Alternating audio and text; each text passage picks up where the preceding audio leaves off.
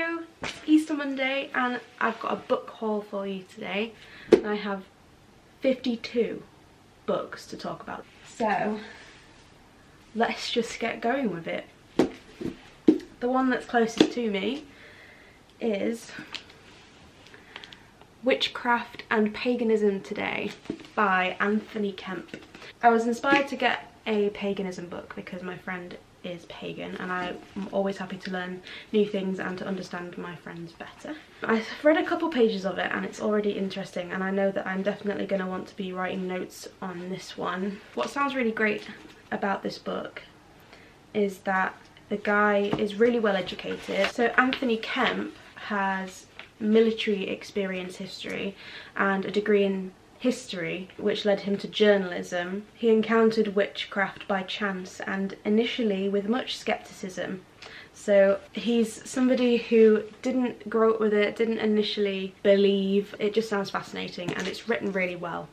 So it's basically going to talk about paganism, witchcraft in a way that is not condescending. It'll discuss the general consensus on witchcraft and paganism, but actually unravel it and talk about what actually goes on. So I can't wait to read that one. Next we have The Book Thief by Marcus Zusak. I've heard of this one obviously, but never read it. I think I might have watched a film version, but I'm very excited for the concept of it being narrated by death. I think that's fascinating, especially with it being in Nazi Germany. Very excited. Next we have The 7 Spiritual Laws of Success by Deepack Chopra, which again, I've heard of Deepak Chopra but never read any of his works, and I'm always excited and interested in learning different ways of going about life and looking at life and philosophies of different people. This one looks like it's very accessible. It's not very long and it's got nice big writing, which for a dyslexic like me is great. Should we see what it looks like naked? Oh, that's lovely. Look at that. It's embossed. There we go. Oh, that's gorgeous. Yeah, very excited for that one. I might compare it to the paganism book and see whether the ways of approaching life and how they differ, and yeah, that one will be interesting. Very excited. I've said very excited about all of them so far. I need to expand my vocabulary. The next one I kind of got because the seller was selling a lot of books and they had a bit of a discount going. Oh, I think I bought most of these books on Vinted. It's a second-hand app which mainly is clothes, but there's a couple people with books on there. It's not really normally my kind of thing. I might give it a flick through, but having got it and looked at it, I'm not really sure. But it's the 101 Things to Do Before You Die, and it's kind of like an interactive book. So it's got like things that you fill in like that. So like get a free upgrade on a plane, go to the dog racing, design your own cocktail. It's not what I thought it might be, and also it doesn't look like it will be my cup of tea. I might not really read this one. I might donate this one to charity. Sorry Richard Horne. Sorry. Okay, so the next book, I'm certain I've read it when I was younger, but it is Goodnight Mr. Tom. Absolute staple. I can't wait to read it again because I kind of forget. I've forgotten pretty much everything that I read when I was younger, so I could probably reread it like it's brand new, which is quite nice. And it's definitely a very loved edition. If you see the back, it's quite loved. This one will be a very good read.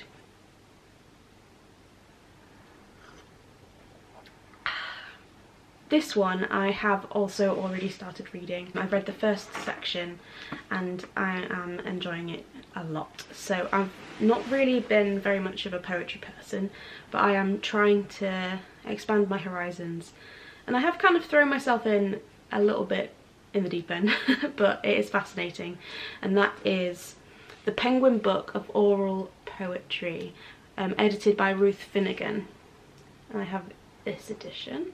Basically, she has researched and selected poems and poetry from across the world, but oral poetry, so not ones that were written and designed. It's kind of stuff like songs and things that get passed through tribes and stuff like that, but she's had people try and translate them as close to how the meaning would be in the actual language. And so I've read the Gond people, I think in India, and it's great because each section has a massive, well, she called it short, but there's pages of context, because so many of these poems really need you to have at least some understanding of the culture and the people that they come from. This is a lovely book.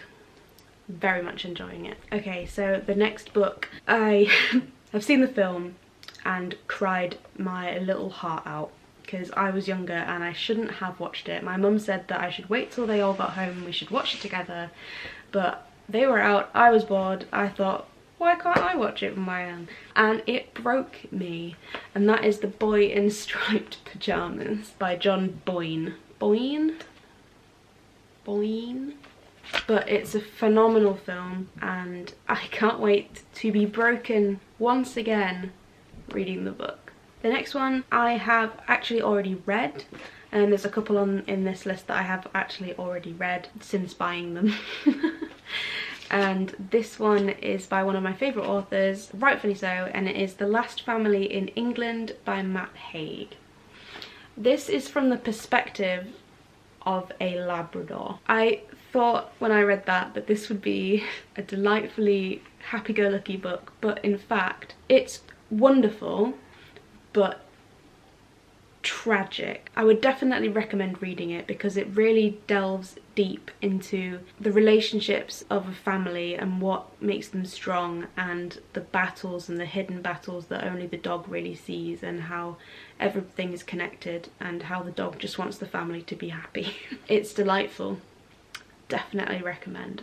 The next one, again, I think I watched the film plenty of times when I was a kid, unless I'm thinking of something else. Tom's Midnight Garden by Philippa Pierce. I have a memory of a film of that name that I watched as a kid, so hopefully this will be a nice nostalgia trip for me, and maybe I can find that film again and I can watch it too. Cheers. Okay, so there are some books that you know you just have to read before you die. For me, I feel like The Colour Purple is definitely one I need to read. So it's by Alice Walker. I am a musicals fan and I do know there is The Colour Purple, but I'm a very bad musicals fan and I've not actually listened to any of the soundtrack. I don't know the story. I just know that it's definitely one to read and one to learn from. And the next one again is by Matt Haig. It's Reasons to Stay Alive. So I know that I have read Notes on a Nervous Planet and I've read The Last Family in England, and I've loved both of those works. I've also read The Midnight Library, which I absolutely adored and would recommend for anybody ever to read that one. I just love the way he writes, I love the way that he sees the world. I'm gonna have to reread Notes on a Nervous Planet because I actually can't remember it, because it was one of those ones I read a few years ago and my brain has just deleted it. But I do know that I loved it because my friend remembers me talking to her about it. But this one sounds like a memoir. Well, it says it's a memoir. That'll be very interesting to read because I've read some of his fiction, read some of his non-fiction, but I've not read his memoir, so definitely looking forward to reading this one. This one I actually found on Facebook Marketplace, £2. I thought that it would be a bit of a laugh. It's Now We Are 600. It's Time Lord verse, written by James Goss and illustrated by Russell T Davies himself. There you go. And I had a little flick through, I had a little read. They're just a bit silly. I haven't yet read one that I actually really like, but they've got some things like this where it's about beards and they're shaped, formatted like beards, stuff like that. I'll try read some more of them, but not really enjoying it so far. Sorry, James Goss. Okay, so this one, I'm not sure if it's the book of the film. Well, the book for that. The book that the film was based on, or if this is something completely different because I've actually not seen the film. But this is Labyrinth. It's by Kate Mosse. most. I'm definitely interested in the two time periods, 1209 and we've got 2005, and the two time periods are linked by ancient words that a girl called Alice can read. She doesn't really know how. I'm sure it'll be great. I hope it's great, because the reviews say that eat your heart out, Dan Brown, this is the real thing. It's the real thing right here. Yeah, Kate Mose, Moss, Mose, Kate. So the next one sounds like a slight twist on like Groundhog Day, like you keep waking up in the same day, whereas in The Seven Deaths of Evelyn Hardcastle by Stuart Turton, the guy wakes up every day in the body of a different guest, and to stop the cycle he needs to find Evelyn's killer. So she keeps dying and he wakes up in the body of someone else each time, which is an interesting twist. So I'm hoping it's a good twist. And it's got these sprayed edges. They're like neon pink. But it's got some great reviews. It was a Sunday Times bestseller, so hopefully I'll be gripped. Cool. So this next one I've already started reading. Not very far through, I'm 70 pages through, and that is The Inevitable Victorian Thing. It's absolutely gorgeous copy, and it's by E.K. Johnson. And what drew me to buying this one was that it sounds so fascinating. My brain's still trying to get around it, the concept of how to imagine this world looking, but it's a world they seem to be a bit more advanced than we are, but it's a world where the British Empire never fell, so the Queen still rules like most of the world, and they still have traditions like debuting, and they wear corsets even though corsets have been designed better so they don't have any of the medical and health problems. And they have this isn't a spoiler because it's mentioned pretty early on. They have a thing where you put your DNA into a computer and it finds you your ideal genetic match across the empire, which is fascinating. And it's kind of like Tinder, where you get like matches and then you can like talk to them on instant message. It's weird. You can set it to local or like far away. There's one thing that's in this that I'm not sure about, and that's they have these robots. They're called bots, but there's also like Gram, but I don't know if you can see. So like here, but it starts with a hyphen, and it's the same with Gram. Like it's like, I think it's Telegram rather than Instagram, but I'm struggling with it because I don't know how to pronounce it in my head. So I'll be reading and it'll kind of pull me out of the story because I come across this hyphen bot or hyphen gram that I can't internally pronounce in my head. So if anybody has any ideas on how to pronounce that, please let me know. I don't know. However, I am enjoying it so far. Other than that, there's 3 points of view. They do jump around quite quickly between them, and sometimes it's in a new chapter and sometimes it's in the middle of the chapter, which is also interesting to try and like get around without pulling myself out of the story. But I'm hoping I get used to it, but I'm enjoying it so far. Okay, so this next one, somebody was selling the most beautiful edition of Jane Eyre by Charlotte Bronte. Just look at that. Oh my gosh. Just to cover up my face. Oh, look. Oh, it's so beautiful. I feel so silly hiding my face. And it was so cheap, like unreasonably cheap. And it's got these absolutely gorgeous illustrations. Let's see if I find some of the inside ones. So these gorgeous illustrations. Illustrations by Richard Levinson.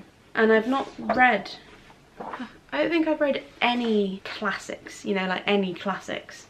I need to get into the world of classics just to know that whether I'll even like them or not. I can't wait to get my teeth into it. That was weird. That was weird. Got my green tea. Green tea. Decaf, because we're in the evening times now. So this next one I kind of reached for because I have a theatre degree. I love theatre. I've always been really into theatre. And this is The Understudy by David Nichols. The blurb is really, really short, so I don't really know much about it. I try not to know too much about things before I go in. Like, I don't like to research films before I watch them. I don't like knowing the storyline of books before I read them. I just kind of like to experience it and then decide for myself after what I think. The blurb says, to find the things you love and do it to the best of your ability, no matter what people say. Isn't that all that anyone wants? Stephen C. McQueen has spent his whole life waiting in the wings. His big break, when it comes, was not quite what he expected. And apparently this is really funny, and I haven't really read that many funny books, so I definitely hope this can make me laugh, because I love a good laugh. The next one, I've definitely seen the film. I've seen the film, love the film, creepy as hell. I think we watched it in school, but it's The Lovely Bone by Alice Sebold. So I can't wait to read it, because I love reading the book of a film that I really like, because there's usually so many more details that didn't manage to make it into the screenplay, because you can't fit everything in. But I also have, by Alice Sebold, the seller was also selling Lucky, which I know nothing about, but it's another horror. Apparently it's moving, compelling and hard to put down, which is what we like. I don't think I've read any horror books, so I think, to be fair, I have spent most of my life reading YA, so I'm really trying to branch myself out. I read YA or like philosophers and stuff like that, so I'm really trying to branch out. This next one I bought on a whim, thinking it would be a bit meh, but I wanted to kind of see what it was all about. And I actually have read it before this video, and I have to say it's absolutely hilarious. Fairy Tales for Millennials by Bruno Vincent, and kudos Bruno Vincent, because you made me laugh out loud for the first time in many years when reading. Absolutely wonderful renditions of the fairy tales, and really poking holes in them, pointing out the problematic and awful things that really were in them, and changed them up for a modern day, which I think is actually really well done, because it could have been really bad, but it was great, so I recommend this one. Next we have a book that I saw the trailer of for the film but never watched it, but it is Room by Emma Donoghue. It's about the little boy and his mum who literally just live in a tiny room, and this is the film cover. I don't know what the original cover was like, but this one was going cheap on Vinted. I don't really know whether it's horror, but The Lovely Bones is mentioned. Startling, original and moving, and utterly compelling as The Lovely Bones. So I'm thinking maybe horror, maybe psychological horror. Apparently it's a book to read in one sitting. As a dyslexic, I will do my best, but I can't promise anything. But I'm ready to have my heart broken. I'm ready to be devastated. So these 3 books are at least in a series of 4, because I have up to book 4, but I'm missing book 2 because the seller only had book 1, 3 and 4, and I accidentally managed to buy book 1 twice in 2 editions. So whoops. But that is the Terry Brooks. This is book 1, The Druid of Shannara, so it's the Shannara series, and I've accidentally also got this paperback edition of The Druid of Shannara. This one will probably be going to a charity shop, sorry, but the other ones are in this big hardback edition, so I will be wanting to buy book 2 in this edition.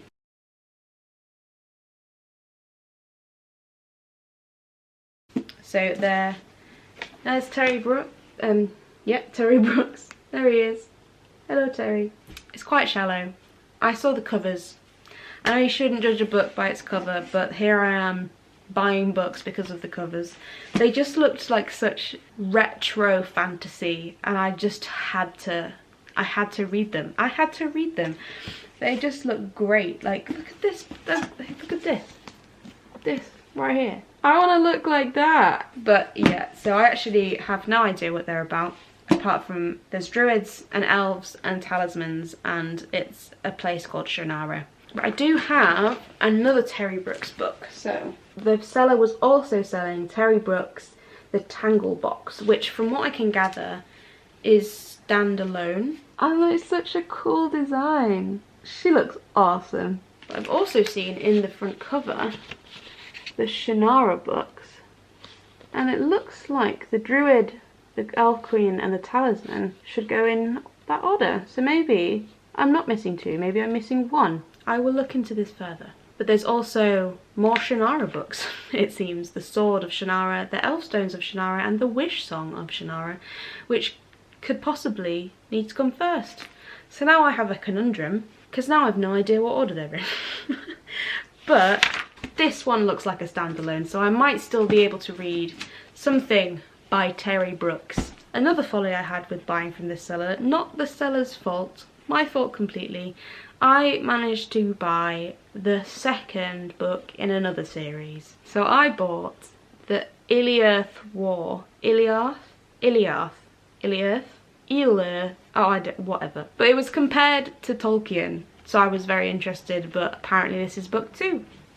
This one I have heard is a very good beginner stepping stone book into classics. I think Ruby Granger said that it would be a good beginner classic, and that is Rebecca by Daphne du Maurier. Speaks for itself, really. Rebecca. So this next one is also a film, and I can tell because it is the film cover. So we've got Dark Places by Gillian Flynn, who also wrote Gone Girl. Another one I have not read or seen. But it sounds interesting. It's about a girl who apparently when she was 7, evidence that she had put her 15-year-old brother behind bars for murder. But there are some people who come forward and they're convinced he's innocent, and then she starts to ask questions about the past and probably brings up a lot of stuff. And there was a massacre. It wasn't just a murder. Apparently somebody massacred the Day family. Yay!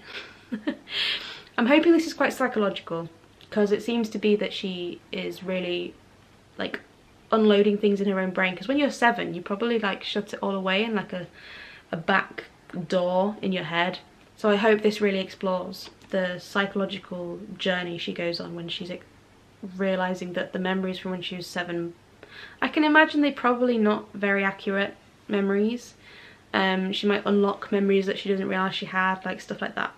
So hopefully we explore the psychological as well as the factual. So yeah. These 2 books I got because you can never learn too much. So I've got the Good English Oxford Grammar, Spelling and Usage book by John Ayto. There you go, John Ayto. Because you can never really go too wrong with having a definitive answer for all of your grammatical questions, especially if you would aspire to write books. And also there's the Eats, Shoots and Leaves grammar book as well by Lynn Truss, which I've heard great things about, and it sounds like it might be a little bit more approachable than just the Oxford Good English book, which is great for like standard definitions, but this one might be more personable. See, this one I might read more like a novel, whereas this one I would probably dip in and out of like a dictionary. So the next one is part of a like murder mystery series, but it doesn't specify that they have to be read in a certain order. So we've got Trojan Gold. The title is actually down here. That's the author. I got confused. So it's by Elizabeth Peters. It's called Trojan Gold, and it's a Vicky Bliss murder mystery. So in the first page it says these are the Vicky Bliss books, and it says they're in order, but I reckon they're in order of publication rather than order to be read, because it doesn't say like book 1, 2, 3, 4, 5. Oh no, it does.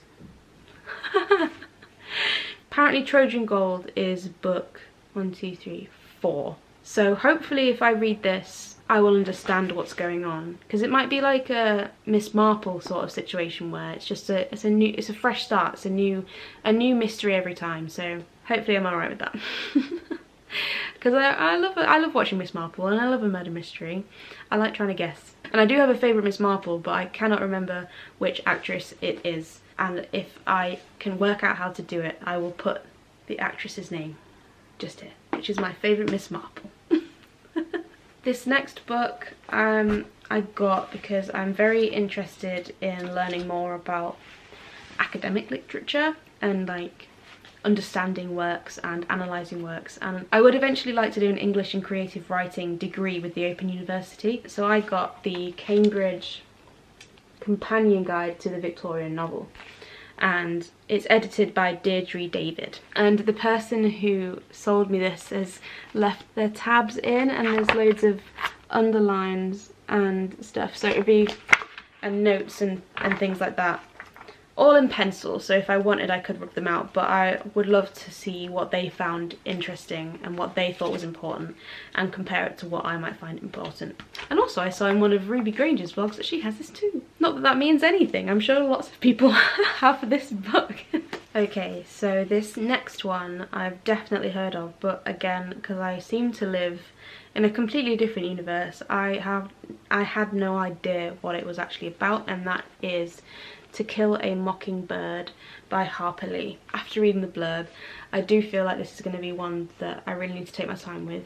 It's definitely going to explore a lot of really hard topics. It's very famous, To Kill a Mockingbird. They teach it, I think they teach it in schools, but my school didn't. Okay, so we've got 2 books by Jeanette Winston.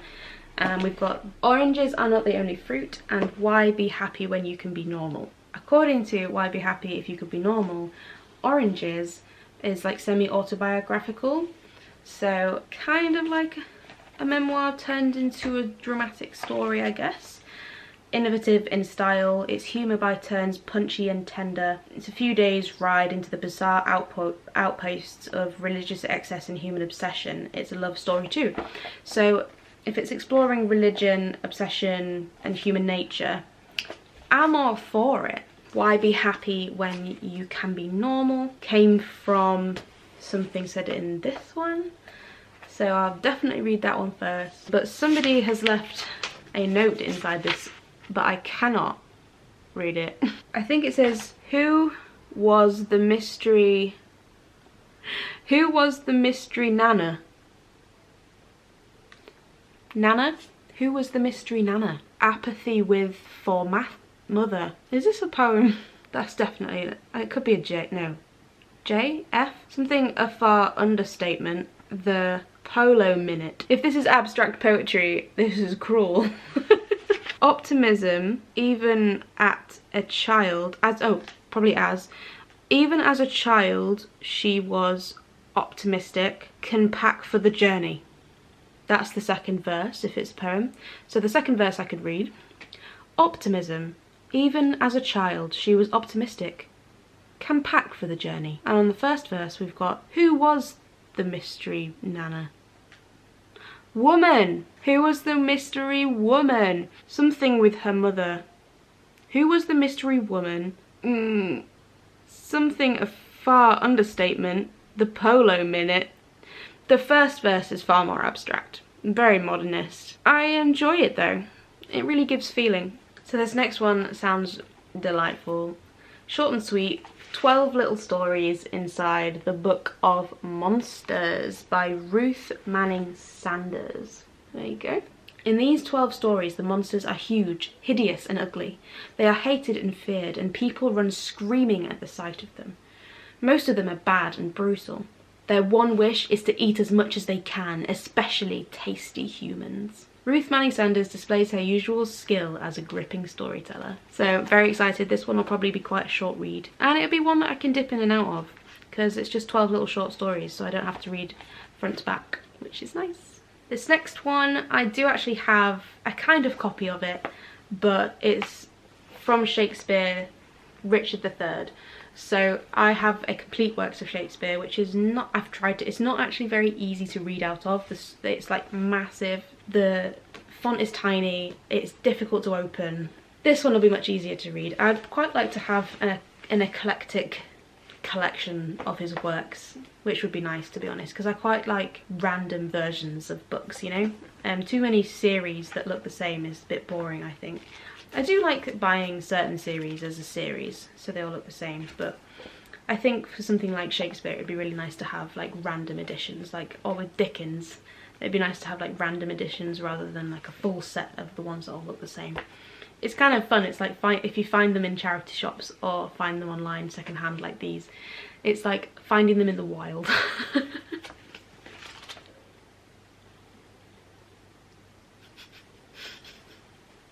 Okay, so this one, I definitely watched the film of this when I was younger. So it's the Wordsworth Classics, Secret Garden, Francis Hodgson Burnett, and it's apparently unabridged and complete. So when you have a film, you quite often lose the personality of the author, whereas I feel like this is going to be one where you can really feel the personality of the author shine through the characters, because the blurb: Mary Lennox was horrid.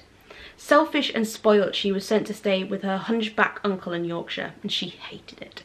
Just from that, like, it's just got so much vibrance. Okay, so this one is a Sunday Times bestseller. I feel like most things seem to be a Sunday Times bestseller. Anyway, but I'll read the blurb because I don't actually know any. Well, I'll tell you what it's called first. It's actually a really beautiful edition. It's Melmoth by Sarah Perry, and it's absolutely, I'll have my face. Absolutely gorgeous. Oh, so pretty. So yeah, I'll read the blurb because I don't know anything about it. Oh, it was also the Observer Best Fiction Book of the Year 2018. So it can't be bad. One winter night in Prague, Helen Franklin meets her friend Carol on the streets. Agitated and enthralled, he tells her he has come into possession of a mysterious old manuscript filled with personal testimonies that take them from 17th century England to wartime Czechoslovakia, the tropical streets of Manila, and 1920s Turkey. All of them tell of being followed by a tall, silent woman in black, bearing an unforgettable message. Helen reads its contents with intrigue, but everything in her life is about to change. Oh my gosh! Very exciting. So apparently it's scary. So that's very exciting. Oh my gosh, I've just realised it's birds. It's birds, not just gold stuff. Oh my god. It's like that can you see a duck or a lion thing. I now can see the birds. I can see the birds, everyone. Yay! This one I have already started reading and I am loving it. I love people who just talk about their thoughts about the world and life and everything. So this is H.G. Wells. I just said H, oh my god. The Conquest of Time, H.G. Wells. It's a beautiful little tiny Thinker's Library version. It's very cute. For it being written in 1942, and this being a redoing of a previous thing that he wrote before that, he has some really good ideas and thoughts about the world. To be fair, there's always been people who think so ahead of their time. It's just the majority of people take a little bit longer to follow, and we're still not there, HG.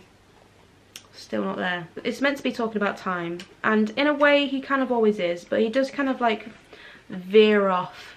He spends a good 6 pages of footnotes talking about the Bible, which I'm all for it. He does try and like bring it all back to time, but it's cool. He does have a theory, like talking about the theory about if you're on the North Pole and if you're facing right on the North Pole and you're facing the sun, is your front half in noon and your back half in midnight, and if you walk in a circle around the North Pole, have you just done a whole day? This one is another classic, and it is Wuthering Heights by Emily Bronte. What a gorgeous edition. It's a Penguin English Library version, and I am looking forward to, but also not looking forward to this book, because I've had a number of friends say they hate it, but there's loads of people who love it, so I guess I will have to read it and make my own opinion. Okay, so this one is kind of like aimed at teenagers, young teenagers I think. Probably, I don't really know whether it classes middle grade, probably middle grade. I don't really know the age bracket, but I would say it's for younger people. It's not YA, it's before that, so I'm guessing what's before that is middle grade. The Skin I'm In by Sharon G. Flake. This is so well written. I'm really frustrated because I said this really well, but my camera had stopped recording. And I'm now going to try and re-say it. So Malika is a girl in secondary school who's dealing with day-to-day racism from her peers, and it really highlights how she deals with her own internalized racism, how there's the internalized racism within the community. She gets picked on for being darker than the other black kids. It's written in such a raw, real way from Malika's point of view, and it's about this teacher who comes in who has like a massive white section of her face. She's had it since she was born. It's trying to show whether she can learn to love herself in the skin that she's in. And in a way I feel like the ending doesn't resolve, which I think really represents the society that we're in, because racism hasn't been resolved. It's still ripe. It's getting worse in so many ways. I think I would recommend anyone to read this. It's just wonderful. And because like she does gain confidence in herself in many ways, but in no way is it really resolved, because we're not there yet, but we need more books like this, and we need more people to read books like this. So thank you, Sharon G. Flake. Okay, so this next one sounds delightful. It's The Growing Pains of Jennifer Elbert, aged 19 going on 91, written by David M. Barnett. And it's got such a cute cover. Look at them having a nice time. Because it's following 19-year-old Jennifer, who goes to live in a old people's home as one of those like live-in students to keep the old people company, to save, and it's like low rent or they get paid or who knows. I don't really know the ins and outs of it, but I know people do it. I'm guessing it's the journey of her making friends with all the residents and then the trials and tribulations that come along with a care home. And it sounds like the care home is threatened to close as well, which they'll have to deal with. And it just sounds really heartwarming, but I'm sure it could also be completely heartbreaking. So I'm looking forward to reading this one. Another classic on the way next, and that is Jane Austen's Emma. This is a lot of people's favourite Jane Austen novel, so I'm actually very interested in reading this one. Again, going in blind, I'm guessing there's a girl called Emma. This next one I bought because it just sounded like nothing I've ever read before, and I did read it. I've read it before I did this video, and it is The Rats by James Herbert. James, you okay, dude? Literally, there he is. Hi, James. I'll just read, oh, well, for one, the blurb. For half of the blurb there is no punctuation, so. It was only when the bones of the first devoured victims were discovered that the true nature and power of these swarming black creatures with their razor-sharp teeth and taste for human blood began to be realised by a panic-stricken city. Whew.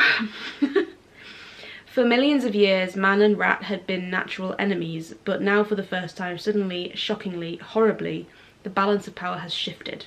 It is literally about man-eating rats. I loved it. I loved it. And apparently he's written one called Bats Out of Hell and one called Killer Crabs. And I'm here for it. I'm here for it, James Herbert.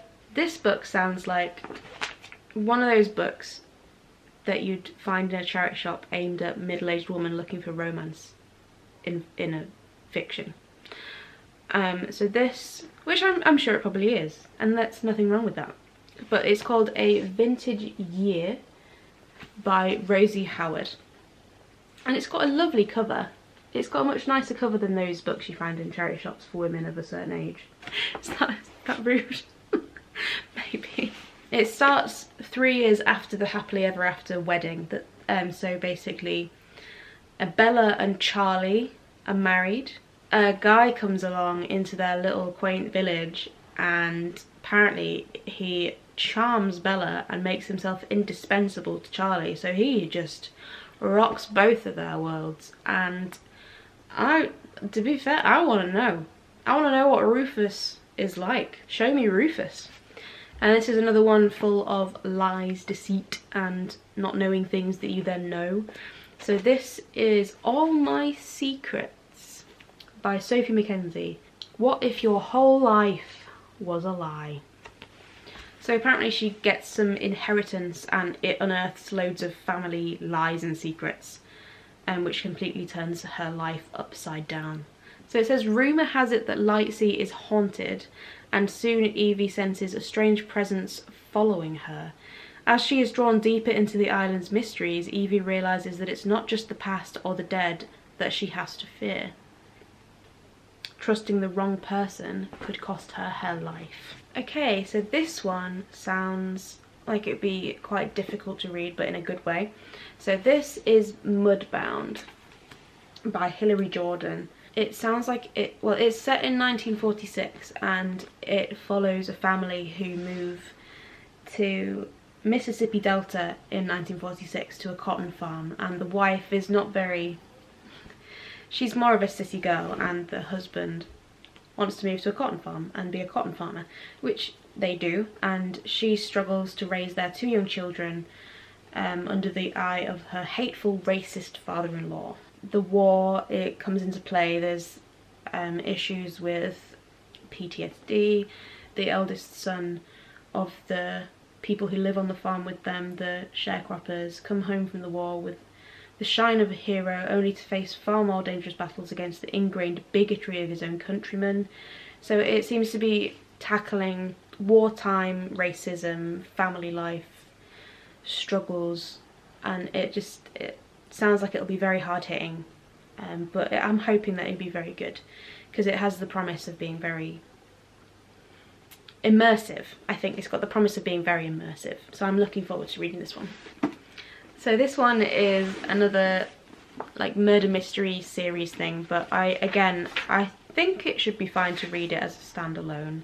There are 3 other books in this series. It's the Grantchester Mysteries, Sydney Chambers and the Shadow of Death, written by James Runcie. It's a vicar detective, which I can't wait for.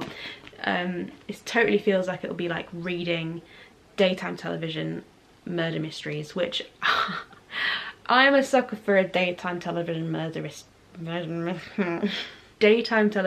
mystery. And there's that, I can't remember what it's called, but there's that great one with the vicar who's played by the guy who plays Mr. Weasley in Harry Potter. Very excited to read this one. This book, I got it from the shop I work in. I work in an antique centre, and this, oh, beautiful. I'm guessing that is Elizabeth I's signature, I think, which is embossed into the front of this absolutely gorgeous book. Folio Society book about Elizabeth I. It's by Maria Perry. I mainly got excited when I saw it in the shop because, as I'd mentioned, I do want to eventually do a Open University English and creative writing degree, and on one of the early modules for that there's a section where we talk about I can't even, it's too exciting, a comparison between Elizabeth I and Beyonce, which I would live for. And I thought this would be a absolutely great book for that module. Like, I could totally pull information from here and it would be a great citation. I'm cool. History. I'm not cool. Ladies and gentlemen, we have reached the last book of my pile. The bed is empty and we have got a adorable little copy of The Adventures of Tom Sawyer, written by Mark Twain. and it's, I don't know if you'll be able to see, but oh, you can. It's got these gorgeous silver edges. Oh, beautiful. It's like metallic. Again, I know nothing about this. I just know that I've heard of it before. So usually if I've heard of it before, hopefully it's worth reading. And it's just such an adorable little A5. Like, I could fit that in my coat pocket. To be fair, my coat is big. I can fit most things in my coat pocket, but this would fit really easily in my coat pocket. Thank you very much for watching this haul. I hope you enjoyed it. It's my first haul, and I'm sure there will be hauls to come because I have a lot of plans. I try and buy everything secondhand, so I usually don't buy new unless I really want the book and there aren't any secondhand, which is very rare. Usually there's secondhand available. I hope you enjoyed this video. Thank you for watching, and let me know if you've read any of the 52 in the comments, what you thought about them, and if you think that I'll like them. See you in the next video.